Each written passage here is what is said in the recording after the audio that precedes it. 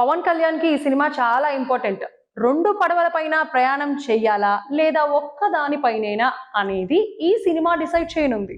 పవన్ కళ్యాణ్ తన cinema career వదులుకోవాలని అనుకోవడం లేదు. ఇప్పటికే లైన్ లో ఉన్న సినిమాలు పూర్తి చేయాలంటే మరో 2-3 ఏళ్లు పడుతుంది. కానీ పవన్ సినిమాలు తీయాలంటే తన స్థాయిలో బాక్స్ ఆఫీస్ హిట్స్ కావాలి.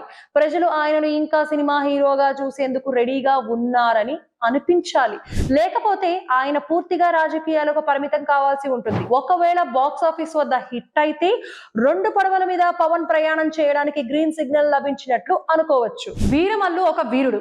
పవన్ ఆ వీరుడి పాత్రలో మెస్మరైజ్ చేస్తే బాక్స్ ఆఫీస్ బద్దలవుతుంది. 17వ శతాబ్దంలోని మొఘల్ సామ్రాజ్యంలో ఉన్న హరిహర వీరమల్లు అనే వీరుడి కథే ఈ సినిమా. మొఘల్ చక్రవర్తి ఔరంగజేబ్ ఆధిపత్యాన్ని ఎదిరించే ఒక ఔట్లా యోధుడు. కోహినూర్ వజ్రాన్ని దొంగిలించే ఒక ధైర్య సాహస యత్నంలో వీరమల్లు తన తెలివి, యుద్ధ నైపుణ్యాలతో మొఘల్ సైన్యాన్ని సవాలు చేస్తాడు.